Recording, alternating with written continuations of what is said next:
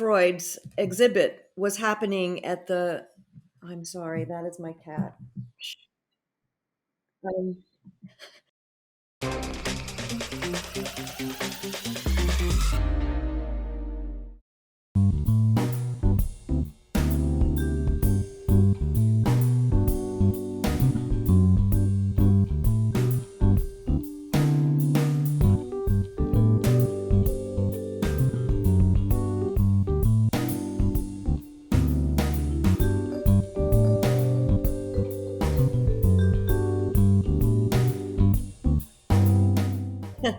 well, I have always been interested in Austria, particularly fin de siècle Vienna.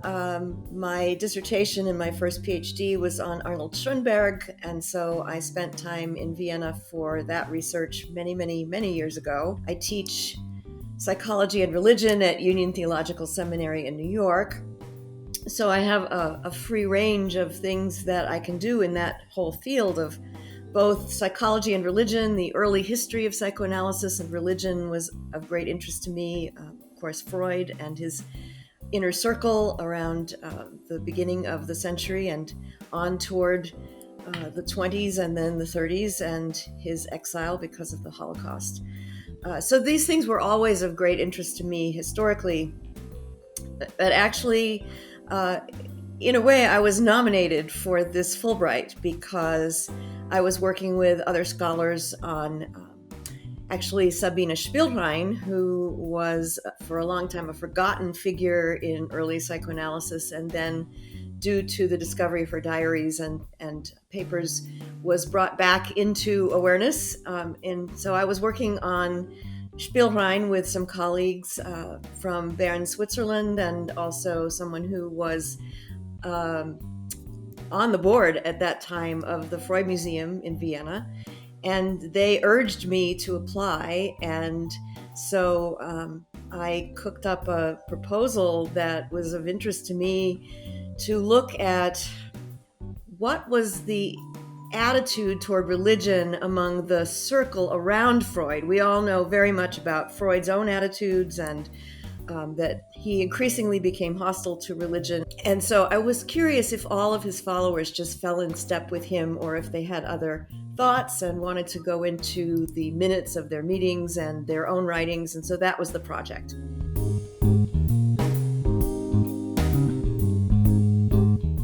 I was there during the time that there was the Lucian Freud retrospective exhibit at the Kunsthistorisches Museum. And at the same time, we had a photographic exhibit at the Freud Museum of photographs of him. And so we had an opening at the museum for that smaller exhibit. And I got to meet one of his daughters who was there. And we talked at length about her father and his paintings, and in fact, his paintings of the daughters, and how what he was working on did in some way channel that the inheritance of Freud's notions about the unconscious, but also just as an artist, the incredible intensity of his use of color and texture and his kind of fearless intrusion into their lives as his kids. But it was just a fascinating encounter. And that kind of encounter happened over and over and over while I was at the museum just working and studying, and people would come in. The son of Freud's doctor, or grandson of Freud's doctor, came in and we had a long conversation.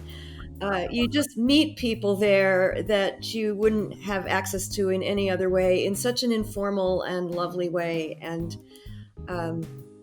I guess the other highlight, if you want to call it that, was that I was also there for the 75th anniversary of Kristallnacht. And so, yes, and so I went to a cantorial concert that was a lament for that, and also went to the memorial where there was a candle lighting and a ceremony. And it just, I had already come to the thesis about antisemitism as a core motivator of psychoanalysis when I came to that event, but it just it brought it home to me even more vividly that the Holocaust isn't over in that sense, and that there are still so many ghosts and so many resonances that we have yet to understand, either as intellectuals, but also just viscerally.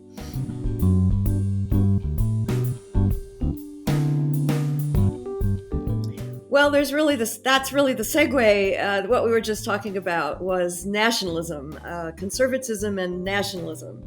And I've already spoken about Old and Dirty Gods, and what prompted that book was the understanding of the hiddenness of sex and aggression in Vienna in the turn of the century and in the 20th century, and then the anti-Semitism that was at the root of the formation of psychoanalysis, in my estimation. And so that got me interested in that topic. And my latest book, The Psychology of Christian Nationalism, actually was not something that I had planned to write. My editor at Fortress Press asked me if I would consider writing it because he heard me talking at the American Academy of Religion about group psychology, Freud's group psychology, and the analysis of the ego, which was as relevant today to the rising Christian nationalist movements and the ways in which groups follow a narcissistic leader as it was when he wrote it right after World War I.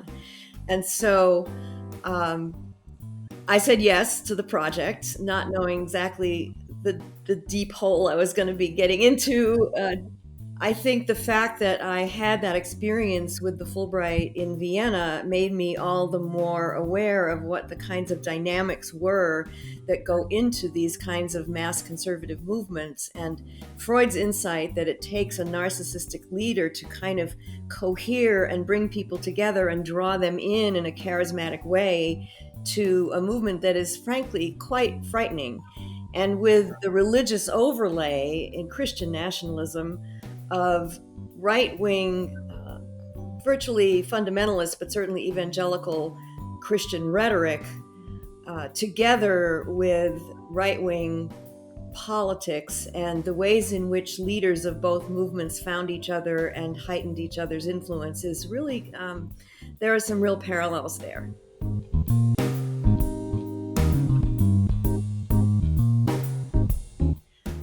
Yes, I am retiring in June from institutional life, not from this kind of research interest that I have. I'm actually working right now with a Russian colleague on another early woman pioneer of psychoanalysis who was virtually forgotten and erased from history. Her name was Tatiana Rosenthal. Rosenthal, like Spielrein, went to Zurich to study because that was a place where women could study medicine. And then she briefly went to Vienna and joined the Vienna Psychoanalytic Society with Freud, met Freud. And then, like Spielrein, she went back to Russia to disseminate psychoanalytic ideas there. And so, unlike Spielrein, who was murdered by the Nazis in Rostov, where she went back, Rosenthal tragically actually committed suicide because she was depressive, but also her husband was arrested by the Soviets, and she was trying to get him out and couldn't. And so she committed suicide. So the big mystery around her was, why did she commit suicide? And this scholar in Russia went and did archival research. It's something like 64 archives in 12 countries because he just was fascinated by her story. She was better known in Russia than anywhere else. And so I was working on her without much information about her at all, except one obituary that was published at the time in Russia. And my Russian colleague here at Union and he was translating a lot for me. He found this person, and so I said, we really should get your book translated about her. And so I'm editing that project and working with my colleague here on translation.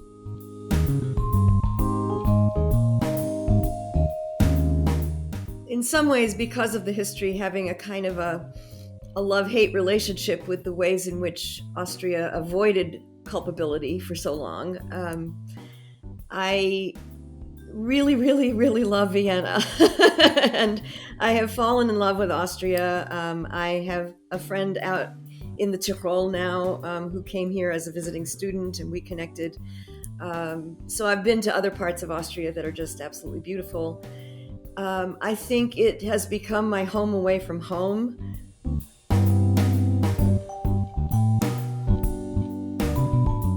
Well, I guess if you haven't already perceived this, I have a very bright, shiny feeling about Fulbright Austria that, in the sort of coincidental way that I got recommended for this Fulbright and the connections were made through other connections I had in scholarship.